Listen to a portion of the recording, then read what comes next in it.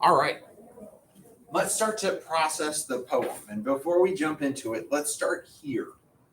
Did you come up with adjectives to describe this relationship?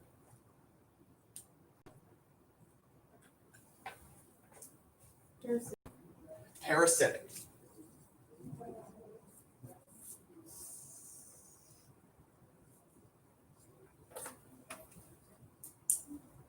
Any other words?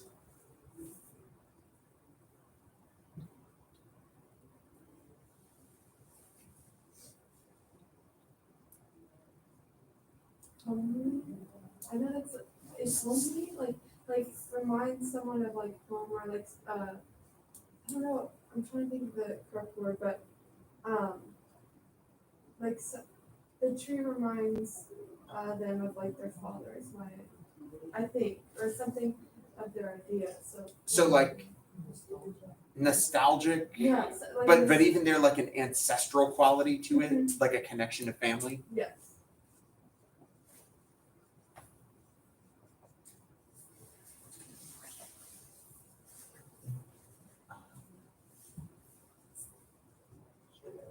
Okay. Any other words that came to mind?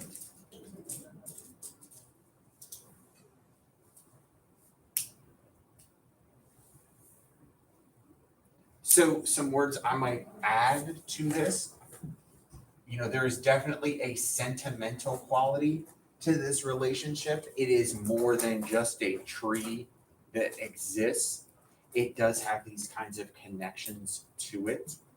It is also complex in nature. Your ideal of moving to parasitic is showing that there's something here that's negative and that's burdensome that we should be paying attention to. And we will get there. Now, these are just words. We're not saying, hey, we have to frame our whole thing around them. We're just trying to collect our thinking at first to go, okay, if I can have these words, it may help me to step into this sense of how. Let's start with this. Were you able to identify the shift or shifts in this poem? Line 16. Line 16. And what told you that there is a shift in line 16? It says but. Yeah, the big but at the front of the line. We've said, pay attention to those big buts as you read. And you notice that this is also emphasized in this poem really well by syntax. When we talk about syntax, it's the structure, the sentence structure of the piece. So you notice line 15 has an end stop on it. There's a period at the end of that line. So that when we do introduce that but, it draws your attention. Did anyone mark any other shifts in the poem?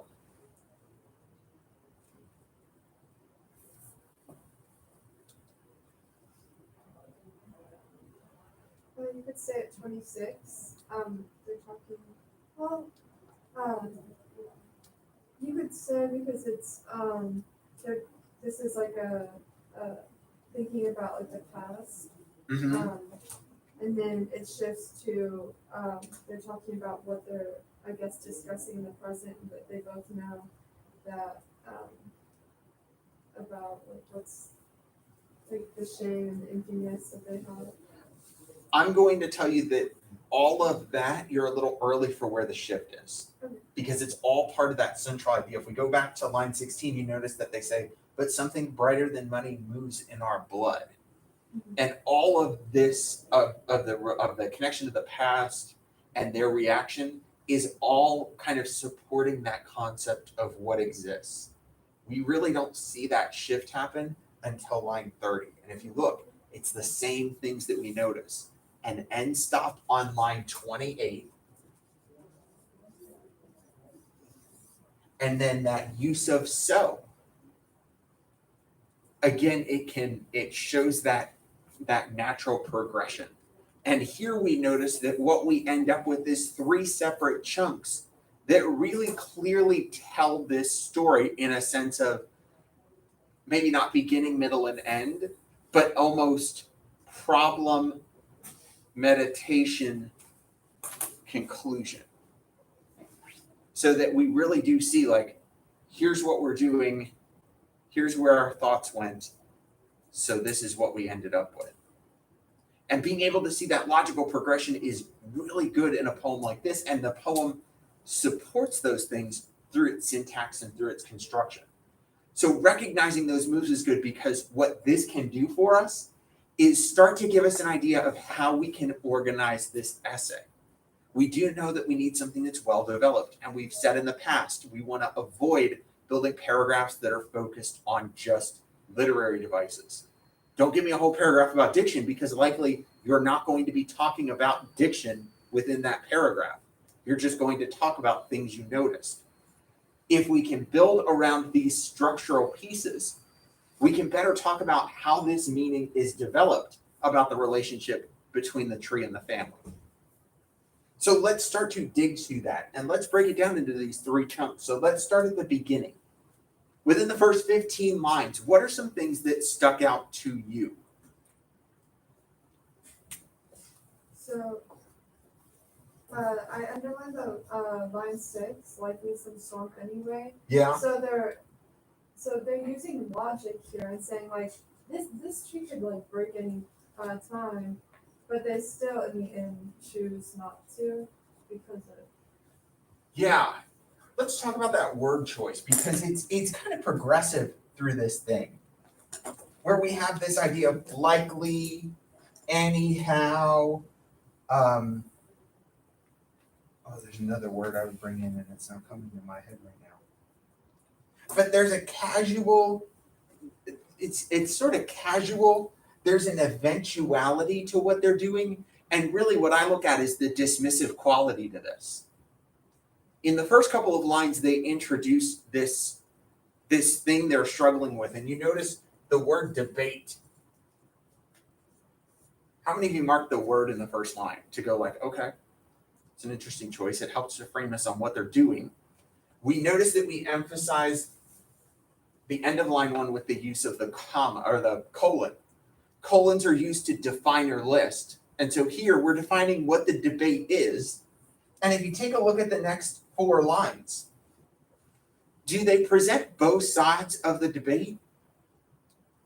No, they present the one side that would benefit them with the understanding of what the opposite is. And then as we move through the rest of that section, notice first the dismissive quality of line 6. You know, likely this thing would fall down and just cause us a problem anyway. And then as they continue to talk about the burdensome nature of this tree, you notice that it's emphasized in the things it's naturally going to do. Its roots are going to grow into the cellar. The walnuts themselves are getting heavier to go, and the fruit's harder, and the leaves just get more and more. So in the way they're dealing with it, absolutely everything they're saying is logical. Everything they're saying makes absolute sense. But everything they're saying is based in nature. None of these things are unexpected pieces. They're almost natural consequences of having a large tree on your property. I always go to the fact that in these lines, they're supposed to be debating. But does it seem like much of a debate? Seems like they've made up their mind. Yeah, it seems like they've made up their mind, and they're pretty much presenting just like all their justifications for why they should do this.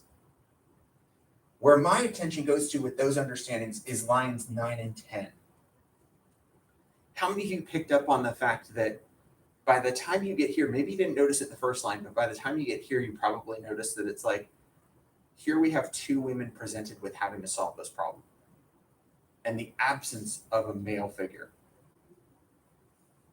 Notice how the speaker presents her and her mother in lines 9 and 10.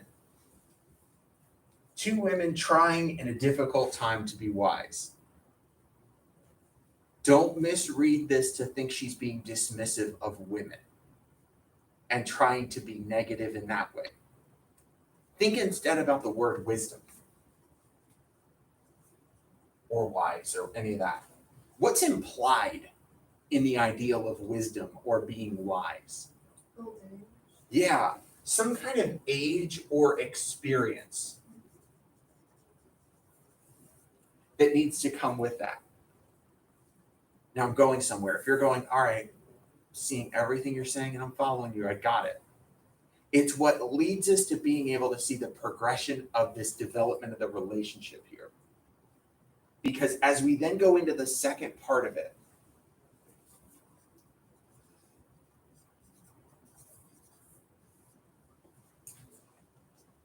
what do you notice they introduced in the second part that kind of follows up on some of these things that we've talked about? So let's define this word here on 22. I wanted to mark this one. If you had to reword line 22 completely, because she says, even if you take line 21 to help you, that night I dream of my fathers out of Bohemia. How would you reword that sentence? Dream of my ancestors from Bohemia. From where? Bohemia. Do we know what Bohemia is? It's Europe, right? So it's like the western part of the Czech Republic. So think like Western Europe.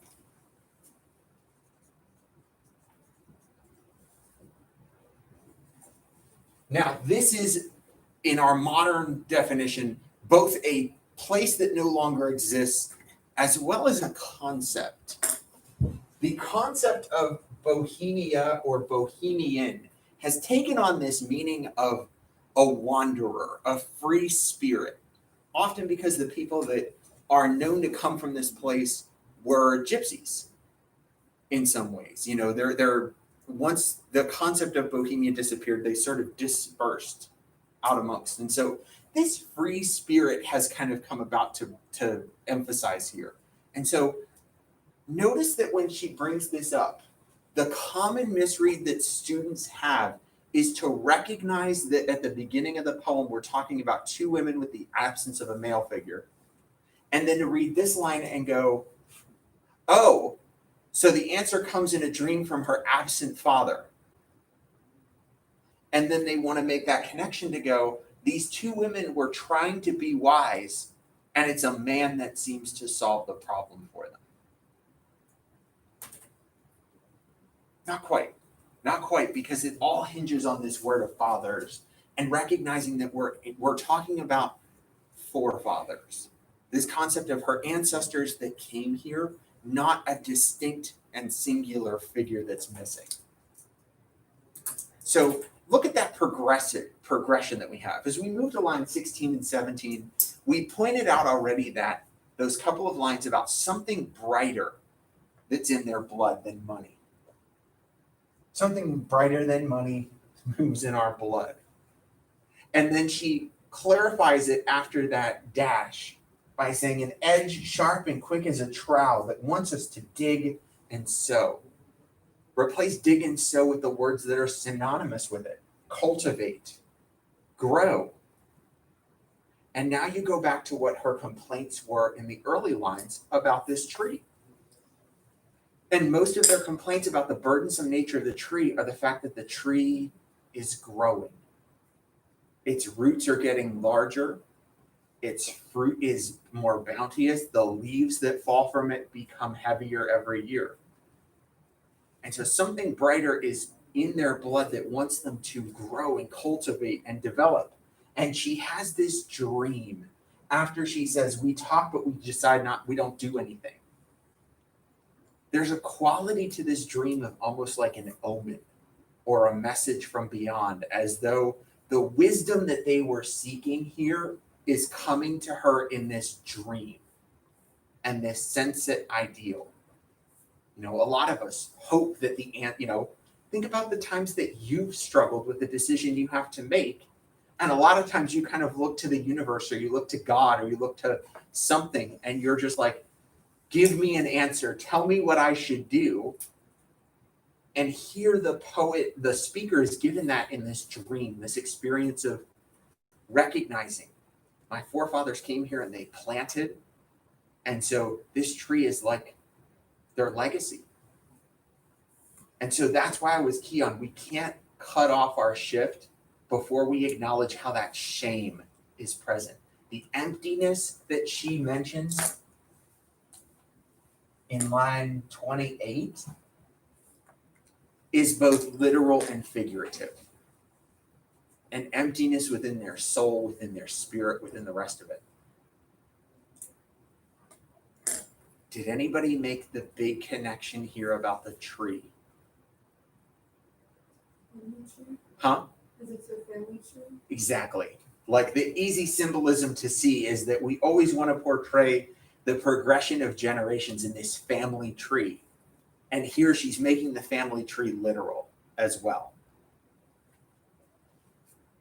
So as we move then into the last few lines of the poem, notice, if we want to talk about how are we supposed to look at this idea of the relationship, notice what she chooses to do in lines 34 and 35 by breaking up the word whip crack.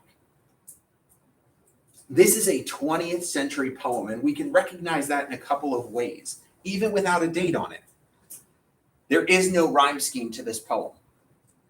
There is no rhythmic construction. So we don't have a certain number of beats or a certain number of anything in a line. It's a freer construction to it. But she chooses to break up the word whip crack. Now, in the way she's using it, we would hyphenate the word even if it was printed together. But by breaking it into two lines, we use a technique known as enjambment. I'll write this down.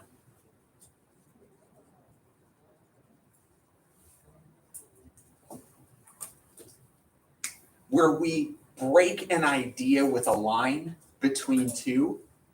And by doing that, think about, okay, all of us know how to do this, hopefully, so it might help to connect. If I told you that a guy was whipped, like that his relationship with his wife, we could call it, he's whipped. What do you do? How do you show that? Like you've probably heard somebody do this before. There's that pretend whip they pull out, and they go, whoosh. You're doing the same thing she's doing here in the line. That whoosh would be hyphenated in the same way, but notice that those two sounds, they don't just mimic the sound of the whip, but they also seem to bring that like lashing and punishing end to it. So notice how breaking whip crack on the line emphasizes the burden that they have chosen to take on. At the beginning of the poem, when they debate this problem, they present that we can cut down this tree and we can sell it to pay off the mortgage. Ultimately, that is what their solution is to solving their problems. But by the end, not only do we keep the burden of the tree, but we're also sustaining the further burden of the mortgage. We didn't solve either problem here, and it's driven by shame and guilt.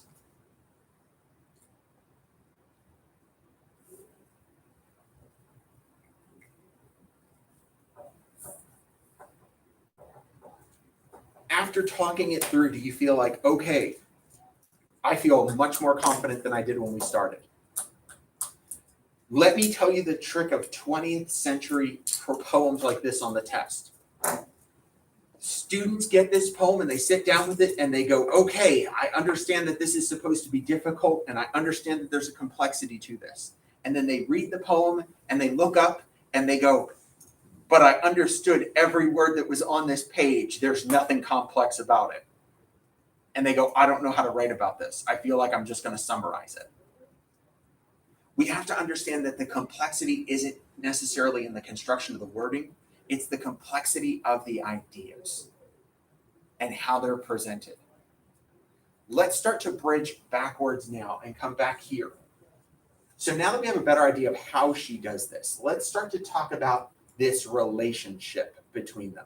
Because one thing that we've said we can do is always view our questions in the light of complexity. How can we talk about the complex nature of this relationship between the tree and the family rather than just saying what it is? Absolutely. You can talk and look here and go, okay, I now understand how all of these descriptions work. Is there anybody that's lost on how we can use any of these words to describe the relationship between the tree and the family?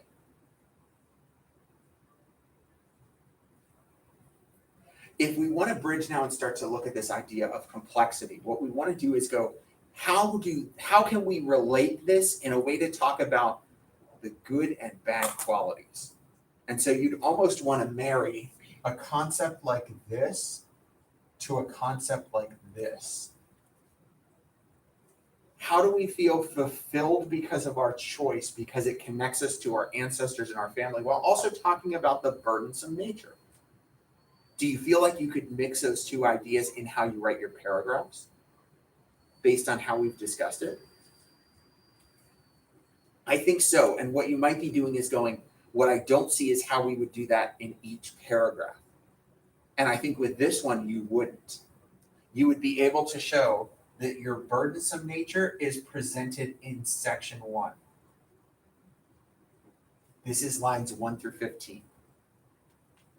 Our connection to family is established in section 2, and we tie them together in section 3. So you can almost think about this like did you talk about syllogisms last year? No? Do you know what a syllogism is? No? Okay, quick and dirty. It's an interesting word in how it's spelled. A syllogism is a logical progression of statements that leads to a conclusion. Syllogisms are often attacked because they often produce faulty logic. Because you have two separate statements and then you draw a conclusion on those two statements based on what's previous, based on the two. So here we would be saying the tree is burdensome, yet the family feels a strong connection to it.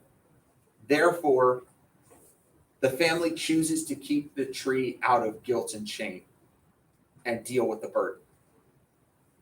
You notice how we're able to establish. So it's almost like 1 + 2 equals what is now 3, this combined thing. Syllogisms are often attacked, like I said, because they can produce faulty logic. We could say something like,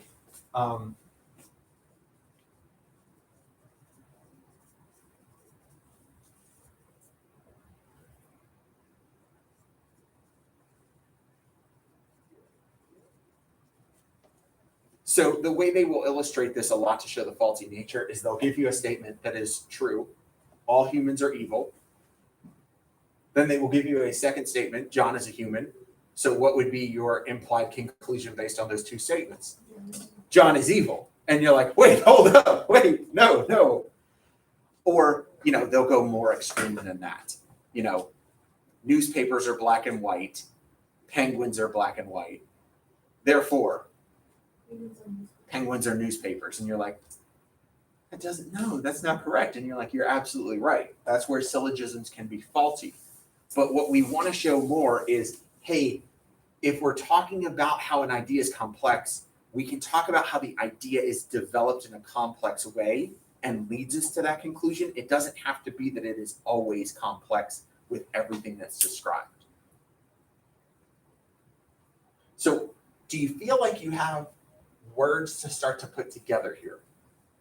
Here's what I want to end with. Turn this off. Write your thesis. Do your poetry.